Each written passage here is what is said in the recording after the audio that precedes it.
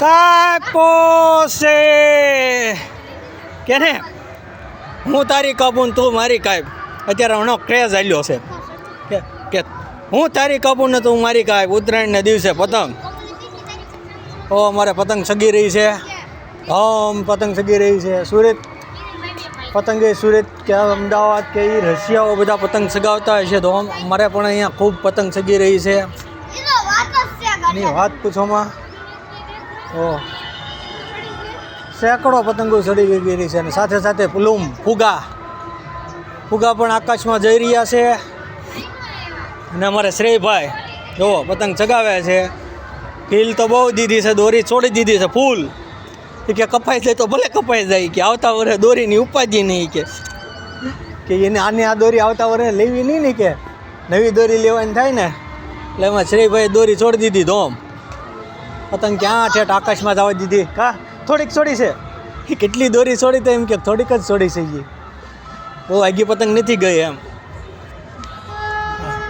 તો કોઈ ભૂંગળા લઈને છોડ્યા પૂ કરવા, કોઈ ટેપ વગાડે છે, તો કોઈ પતંગ સગાવે છે.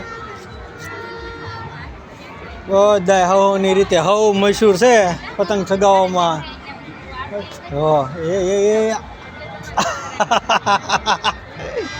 એ લાગીને પેસ લાગ્યા નથી તો ખેણીયા કરે.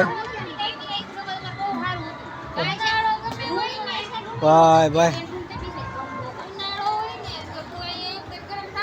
તો આ કોથળી છે ને, આ કોથળી તમને દેખાતી હોય ન દેખાતી હોય, આ કોથળી આપણે શીતલ સાસની છે. અને કેટલા સમય થશે ખબર છે? 3 મહિના થયા આમને માઈને ટીંગાય છે. દિવાળી વાતની ટીંગાય, દિવાળી પ્રોગ્રામ કર્યો ને ત્યારની ટીંગાય છે. 2 મહિના 2.5 મહિના થયા છે ત્યારની ટીંગાય છે. હજી એમને ટીંગાય છે. જવા દે, દોરી છોડ દે બસ. એમ પેસ લેવા ન જવાના, આમ નામ સગાવ્યા કરે. ઉછી કોક સામેથી આવે પેસ લેવાના, નકર રહેવા દેવાની. હે ઉપર સગાવા એમ દોરી નીચે ન પતંગ જવા દેવાય. હે પછી તો સારું ને, પેસ મારવા વાળો કોઈ ન હોય, સગાવ્યા કરવાની. એક છે ભાઈ કે પેસ લેવા વાળો કોઈ નથી, તો કોઈ પેસ લેવા વાળો છે ને દોરી ઘણી છોડે કે, પણ કોઈ પેસ લેવા વાળો નથી. હા નહીં સગાવ્યા કરો ધીમે ધીમે. જો પતંગ શ્રેયભાઈ કે 120 કેરેટ સોનું મારું ભાઈબંધ કોઈ નું ગીત ગાય છે અમારે શ્રેયભાઈ.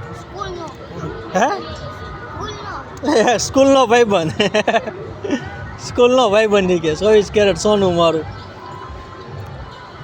હે પતંગ સગે છે મસ્ત બધાની. ને અમારે શ્રેયભાઈ દોરી ચોડી દીધી છે.